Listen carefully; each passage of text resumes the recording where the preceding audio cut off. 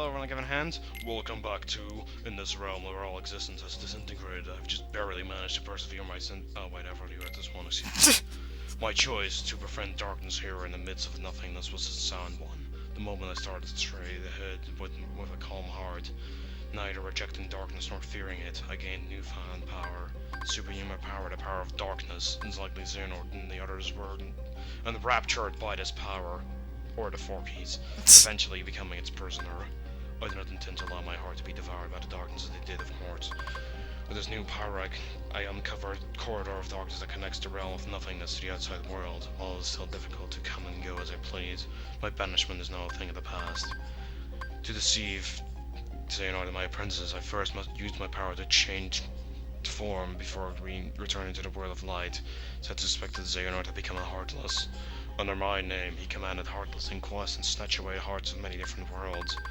At the center of the heart Xehanort had stolen was Kingdom Hearts, which attempted to tremendous darkness to itself, in an attempt to send any and all matter into the depths.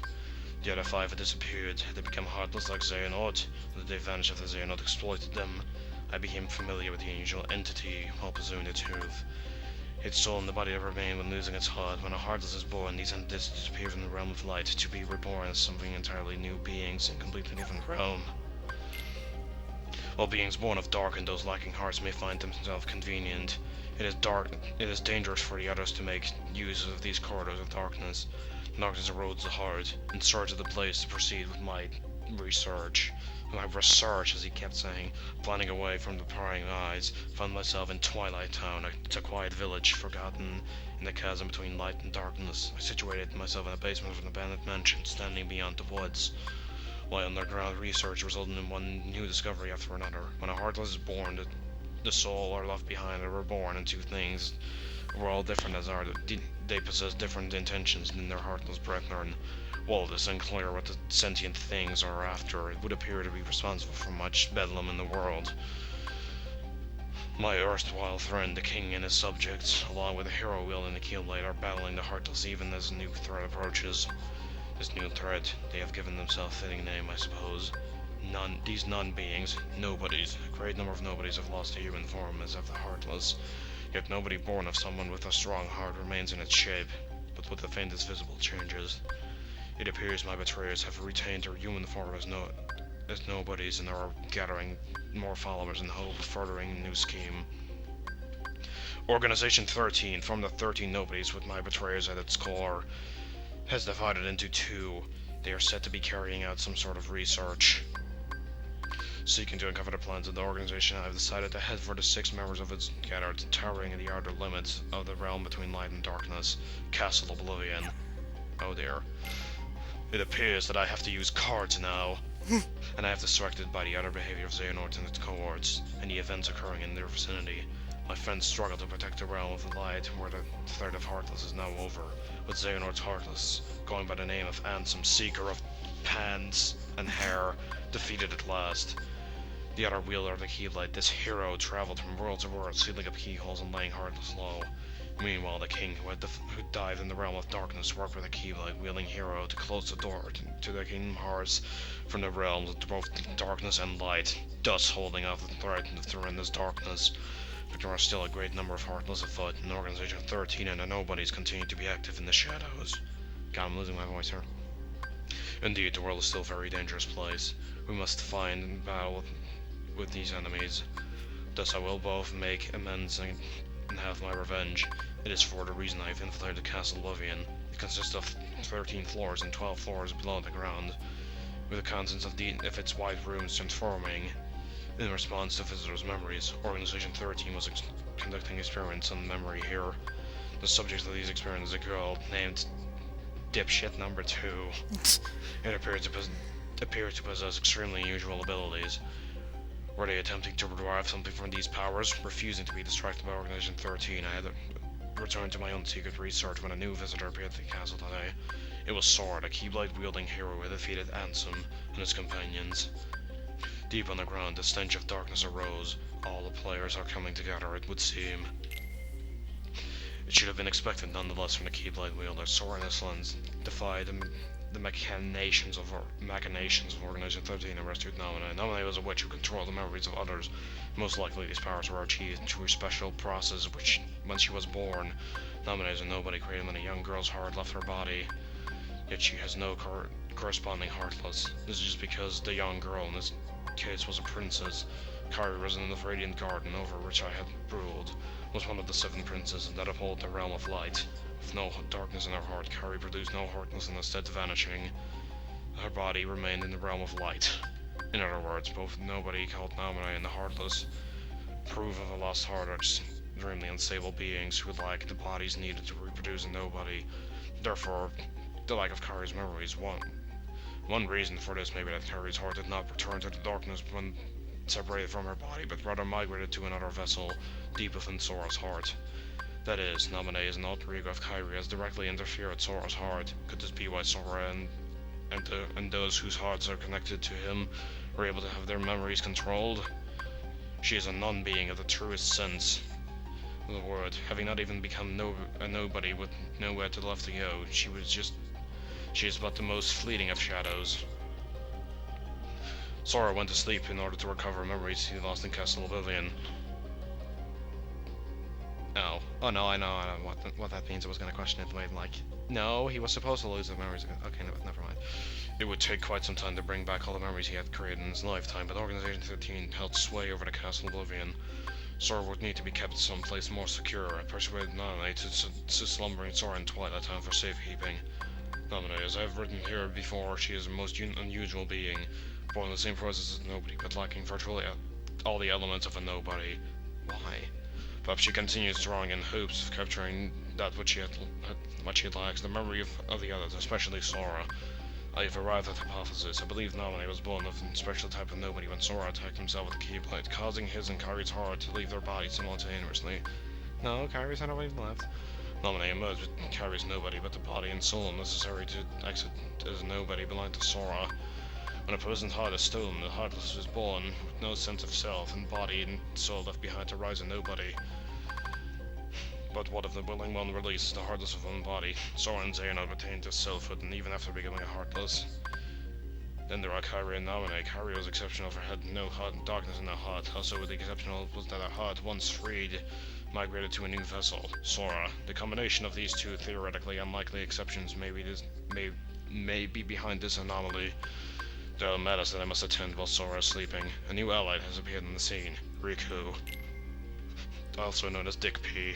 I was reunited with an old friend in Castle Oblivion, but I was unable to disclose my identity. If he knew the situation, he would likely try to stop me from carrying out my revenge. As much as I would dearly love to converse with him as in the old days, that is now but a hopeless dream. My friend had been fighting in the realm of darkness, most likely found his way here through Traverse Town. Don't mention that place.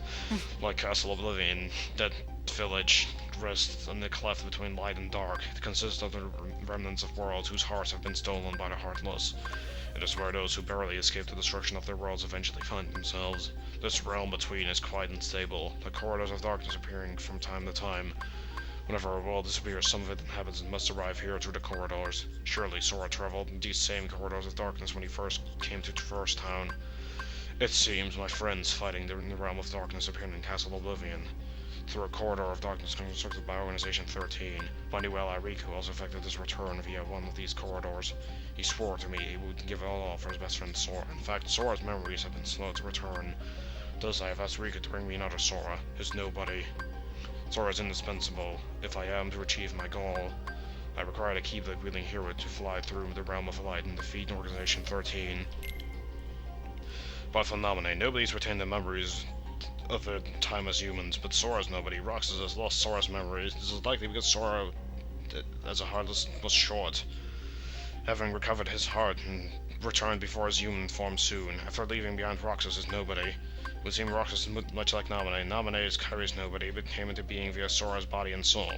Likewise, Roxas is Sora's nobody, was left behind because Sora's heartless regained human form using Kyrie's heart instead of his own. Okay. Maybe that Sora's memories are slow to return to him because the half of him is apparently that is Roxas is still lacking. I must convert Roxas to tune into data and return him to Sora. As a member of Organization 13, it was extremely difficult to bring Roxas in. Having lost Roxas once, Riku laid everything in the line and used the power of darkness in their second battle, only just managing to bring Roxas with him. As Organization 13 grows ever nearer.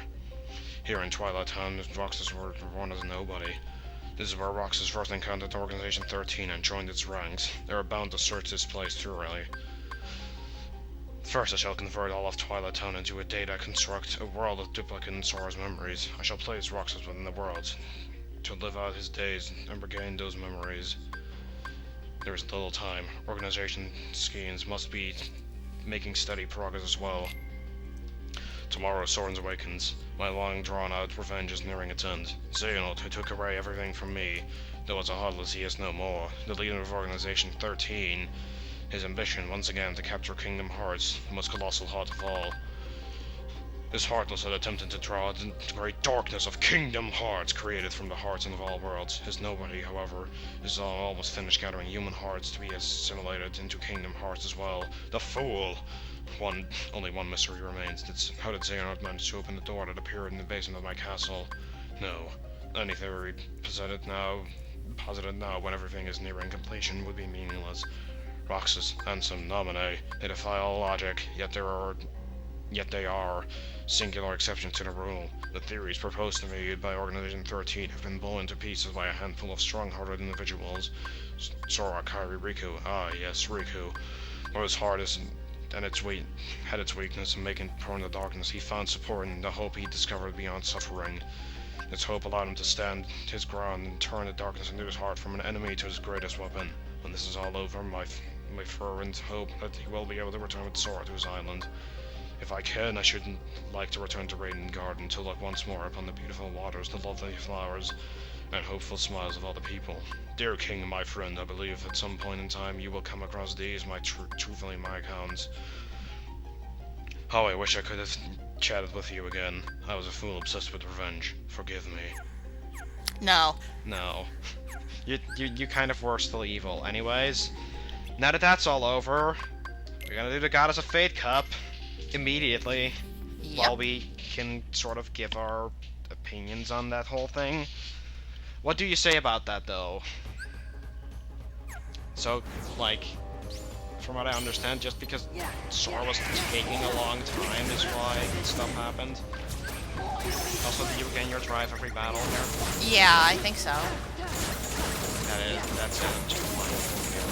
I guess so, yeah. I mean, come on. I have it, and I don't see a reason not to use it, but that was interesting. Is it ever stated who the other organizations are from? Only 2 other ones.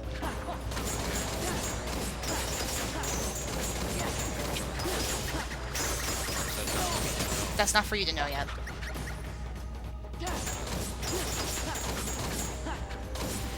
Okay. Well, I know, I find that stuff interesting, so that's why I asked.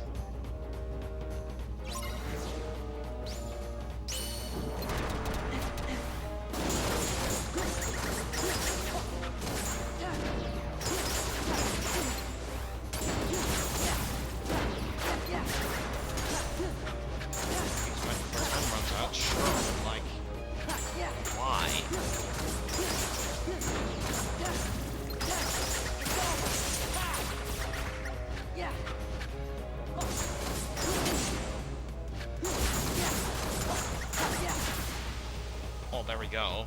Like, I don't really see why I had to do that in the time limit, though. No, it's just a combination of everything. Yeah, kinda.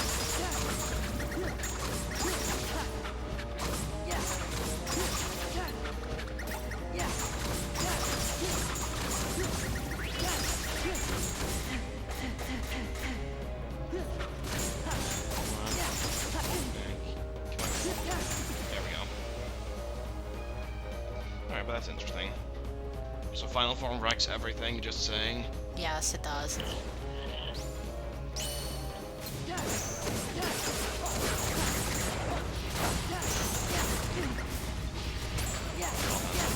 that was interesting.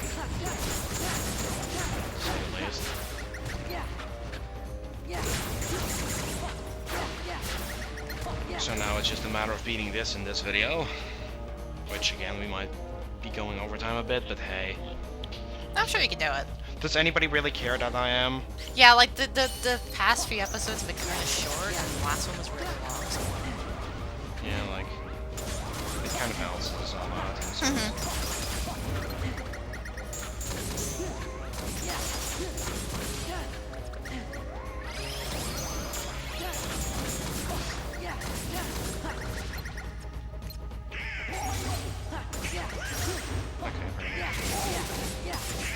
Hey, there are assassins. Yeah, if only I could find those earlier, because I still need their items. Oh god, stupid Tron enemies, what do I call them? Yeah, that's it. Yeah, you need to... Oh god, there's multiple of them.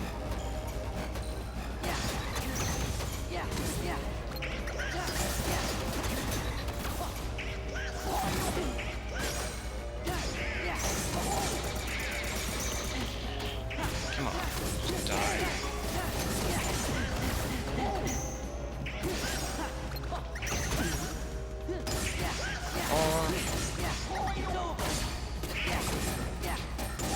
And there we go. Probably not gonna get the right score, but hey, I don't really care. I'll do it off screen.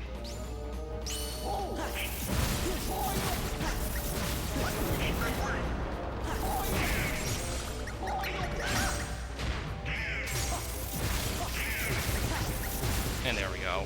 Alpha from Daga totally raped those two big guys.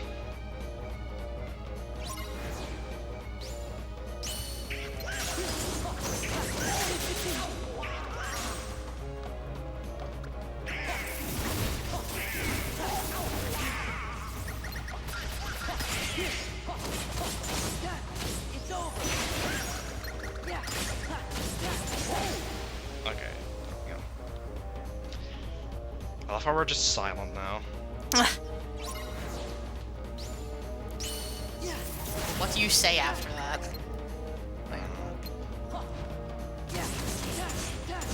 You must survive until the time runs out. So just a bunch of like shrill enemies. Yeah, the rapid busters.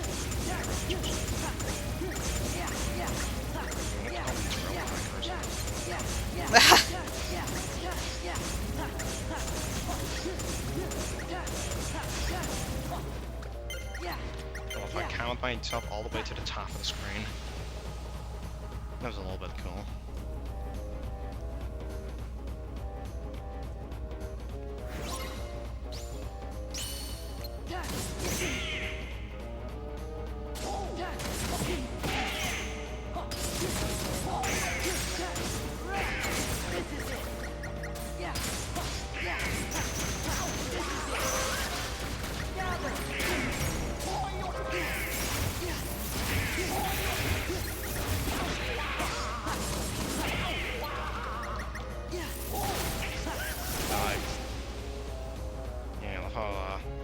Completely destroys everything. It's amazing.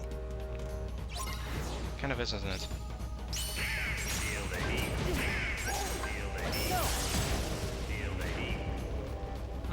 That's it.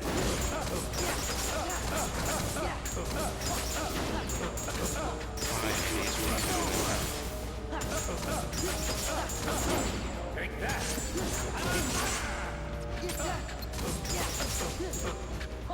Take that.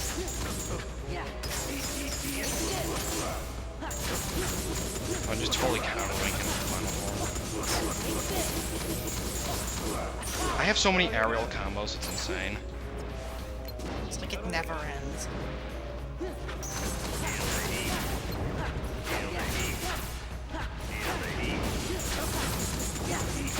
It never does. But I love it because of it. God! Yeah, you guys saw how quickly I beat Hades there. Was that it? Yeah, that's it. Ooh, beat it in under 20 minutes. Hell yeah! I love how I managed to fit that in this video. Yay. So yeah, next time we'll be doing the Hades Cup entirely. Most will be sped up, but like live. It'll be live for the interesting parts. Hi, Orichalcum Bloods. So yeah, with that, I thank you guys all for watching, and I'll see you guys all next time. I will also have the ultimate weapon. So, bye. Bye.